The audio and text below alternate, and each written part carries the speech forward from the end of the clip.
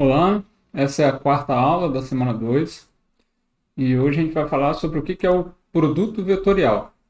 A gente já viu o que é um produto interno.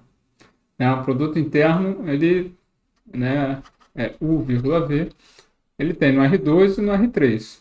Agora, o produto vetorial é um produto que a gente define para vetores em R3. E é um outro tipo de produto, tá, que tem outra propriedade. Então, ele é o seguinte: dados dois vetores U e V lá na R3, o produto vetorial de U e V tem como resultado um novo vetor W. Não é mais um número, é um vetor. E que a gente denota por U por V. U vetorial V. Tá? U vetorial V. E esse vetor W, esse vetor U vetorial V, ele é tal que sua direção é ortogonal a U e V. Então, tipo, se o U está aqui e o V está aqui, o novo vetor ele tem que estar nessa direção aqui, que seria ortogonal a esse e a esse ao mesmo tempo. Agora, o sentido, esse aqui é importante, ele é dado pela regra da mão direita, ou também outra regra também que a gente chama de regra do parafuso. A regra da mão direita está aqui, um desenhozinho para ajudar a entender. Então, se o U é o seu indicador, a primeira componente é o seu indicador, o V é o dedo aqui, que é o anular, e o resultado é o seu U produto com V. Então seria assim, tá bom? Então, U, V e W, ou o seu resultado, tá bom? E a regra do parafuso é algo parecido. Na verdade, o parafuso, como é que ele aperta? Ele aperta no sentido horário. Então, o que acontece, se você está indo aqui, você está querendo calcular para onde vai o cartesiano, o vetorial V, você vai, é como se você precisasse girar o parafuso no sentido U para V.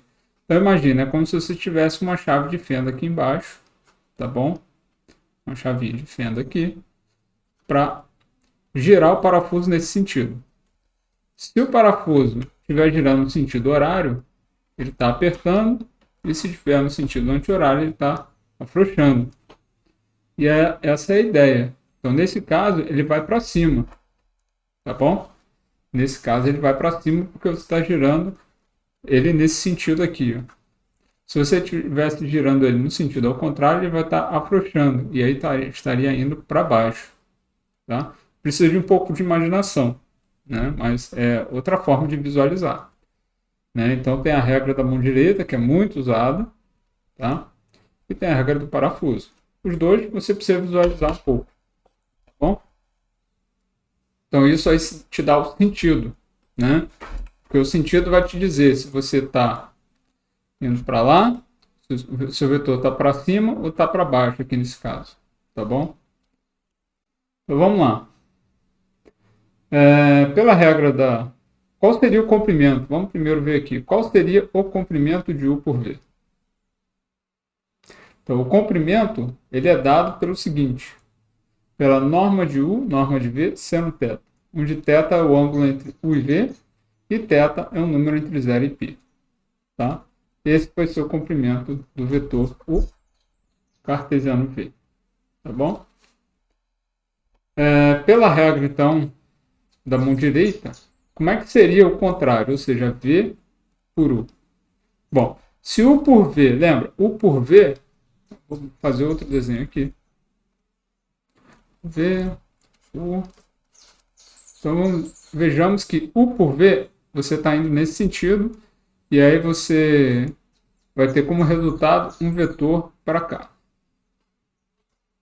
Se você girar ao contrário, o vetor fica agora para baixo aqui. Bom? Então, o que acontece é que o V vetorial U é menos U vetorial V.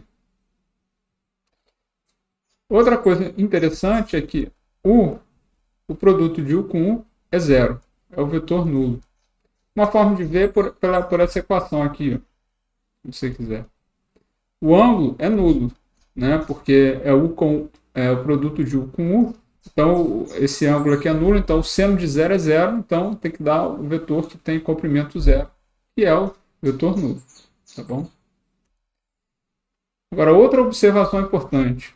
Vamos pegar os vetores que são da base canônica e vamos fazer os produtos vetoriais. Então, I com J vai dar exatamente o vetor K. Tá? Então, eu faço aqui, ó, I com J dá o vetor K. J com K, J e K, você faz, ó, J com K, vai me dar um vetor para cá. Tá bom? K com I também vai fazer isso aqui. Também vai me dar o J.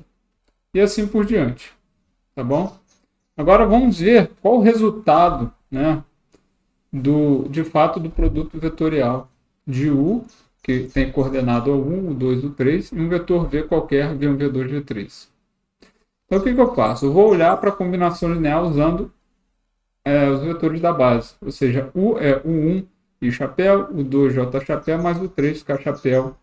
E V é V1 chapéu, V2 J chapéu, mais V3 K chapéu. Então significa que U por V vai ser o produto de U1 e chapéu, mais U2 J chapéu, mais U3 K chapéu, produto vetorial com V1 e chapéu, V2 J chapéu, V3 K chapéu. Tá? Então a gente vai fazer tipo uma distributividade aqui. Já que é um produto, sabe? Esse cara é um produto, então a gente vai assumir no momento que esse produto tem as propriedades matemáticas de um certo produto, né? Ou seja, você pode fazer distributividade e etc. Tá bom? Então, fazendo a distributividade, a gente fica com essa coisa aqui grande, né? Essa soma grande, entende? Eu vou fazendo aqui, ó. Ó, o primeiro, U1 e chapéu com V1 e chapéu vai dar U1, V1 e chapéu com I chapéu. Produto de chapéu com I chapéu. Depois, voltar.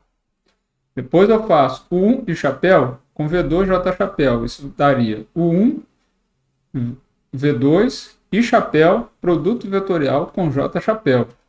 Aqui, U1, V2 e chapéu, J chapéu. Tá bom? E aí, você faz isso com todo mundo. Tá? Depois você pode fazer com cuidado em casa. Aí agora, nota o seguinte, ó, I chapéu com I chapéu, lembra? Dá zero. J chapéu com J chapéu, de forma análoga, também tem que dar zero. E K chapéu com K chapéu também vai ter que dar zero.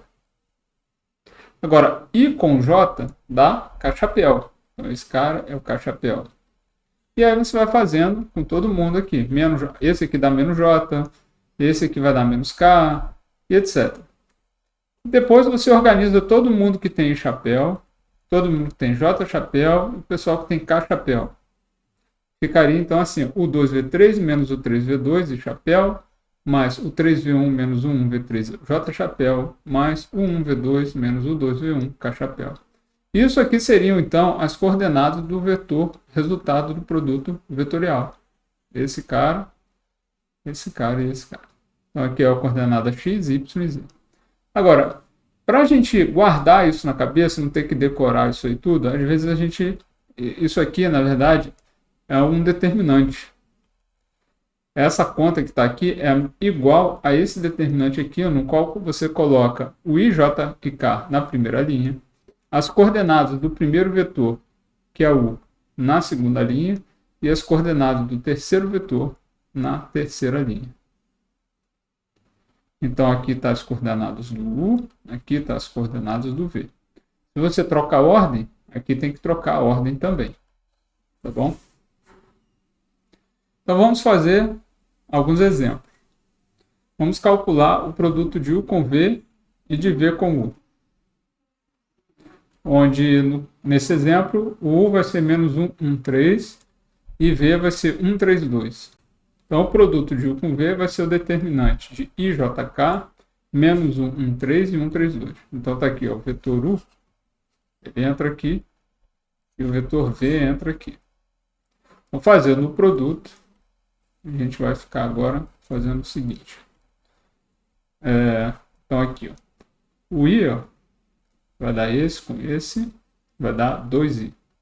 Depois j, vamos fazer assim, fazer com cores, j,